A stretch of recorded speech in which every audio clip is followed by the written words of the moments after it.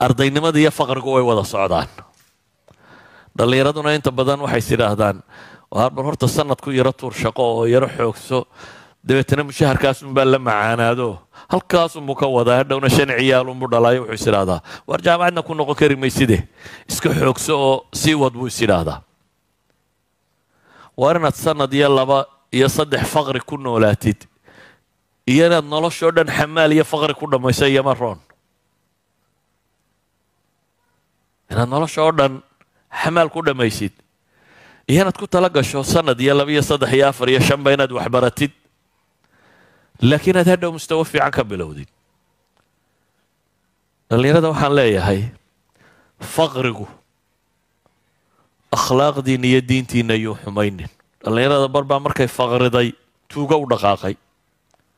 dhallinyarada bar baa markay faqriday suuqa madow u dhaqaaqay. dhallinyarada bar baa markay faqriday mukhadaraad iyo balya baas u dhaqaaqay oo quick money war lacag degdega xaggee laga helaa bay tijaabiyeen.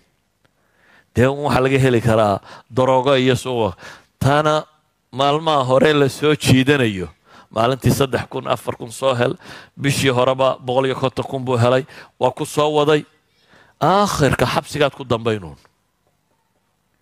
tuug wuxuu maanta qaado berri qaado la qabay unbaa xigi isfahankaa maaha. daa tuugada waddo uun maalin iyo 2 iyo 3 iyo 4 iyo 5 iyo 100 markaad baxsataba aakhirka waa lagu qabanayaa uun la qabay baa xigi doontaa. waxaan uga dan leeyahay war suuq madoobi maaha wax la galo, darooga wax la iibiye maaha, tuuga wax la sameeya maaha, qof identity la noqo. soomaalidii hore waxay ku mahmaahi jirtay waad baahatay looma bahala cuna bay odhan jireen. baaha ay hayso dabeetana wax walba waan iska cunayaa maaha caqligal bay odhan jireen. waanu baahano waxba waa weyna suuqaanu iska gelaynaa waxaanu doonaa baanu samaynaynaa noloshu saa maaha. waxaan leenahay waxaynu u baahannahay inaynu dullinimada ka baxno.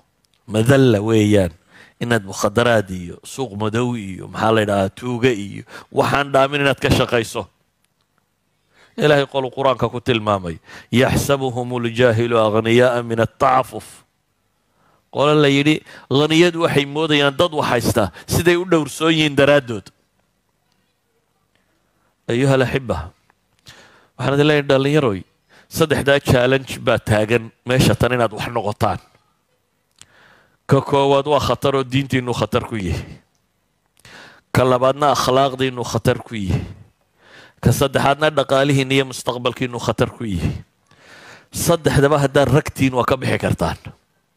haddaad tale iyo go-aan iyo ilaahay oo aad tala saarataan yeelataan 3daba waa ka bixi kartaan. haddaad rabtaan adduunkan inaad markaa wax ku noqotaan fa calaykum bilcilm.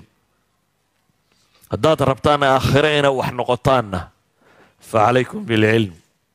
labada goorba waa cilmi laakiin cilmigii halkan yaalay dhibaatadaasaa la socota. dhibaatadaana waxaad u baahan tahay inaad challenge garayso oo qof diin iyo akhlaaqla aad noqoto. waalidkana waxaan leenahay war dhallinyarada dhibtaasaa hortaagan. maadaama dhibta intaa leeg ay hortaagan tahay isku day aqoonta inaad u fudaydin karto oo dayntan iyo waxaan ka daysi oo guriga joogo oo wax ka cuno. isku day inaad dhistid oo aanad meeshaa un geynina inuu diintiisa iyo caqiidadiisa bari kartid. isku day baynu leenahay haddii loo guurin karo wiil iyo gabadhba in loo guuriyo. isku day baynu leenahay in laga ilaaliyo dadka xunxun iyo suuqa mukhadaraadka iyo beliya baaskana laga ilaaliyo. idan challengeskaasa hortiina yaalla haddaad waali tahay iyo haddaad nin dhallinyaro a tahay labadiinaba. wuxuun baynu kaga bixi karnaa markaa iyadoo ay ilaahay ku xidhanno oo cibaadada laasimno oo ka mid noqonno kuwuu nebigu lahaa calayhi salaatu wasalaam 7da aakhiro carshuraxmaanka hadhsan doona waxaa ka mid ah wiil dhallinyaro oo cibaado ku koray. ama uu nebigu lahaa ilaahay wuxuu la yaabaa nin dhallinyaro oo aan inxiraaf iyo weecweecad lahayn. ina rabbaka la yacjab lishaabi laa sabwata lah. wiil dhallinyaro aan weecasho lahayn. waxaynu u baahannahay inaad noqotaan kuwuu nebigu tilmaamaya calayhi salaatu wasalaam 5 horteed ka faa'iidayso.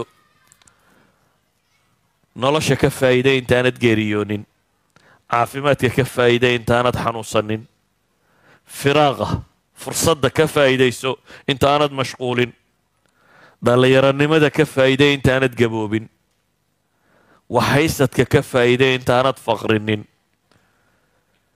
su-aasha aakhire lagu weydiin doono ee ah war dhallinyaronimadaadii maxaad ku bixisay inaynu ka hortagnaa baynu u baahanay haddaba si aad waalidkaana uga farxisid oo qofku rajaynaya aad u noqotid aakhiradaadana aad u hagaajisatid adduunkaagana uu macno u yeesho bulshadaad la noosha inaad waxtar ku noqotid ilaan iyaba maal bay ku geliyeen iyo wanaag waxay kaa rajaynaya inaad waxtar noqoto bulshadaad la nooshahayna aanaad cib'un calayhi qof ku culus noqonina waxtar aad u noqotid فعليكم بالعلم وصلى اللهم على نبينا محمد وعلى آله وصحبه وسلم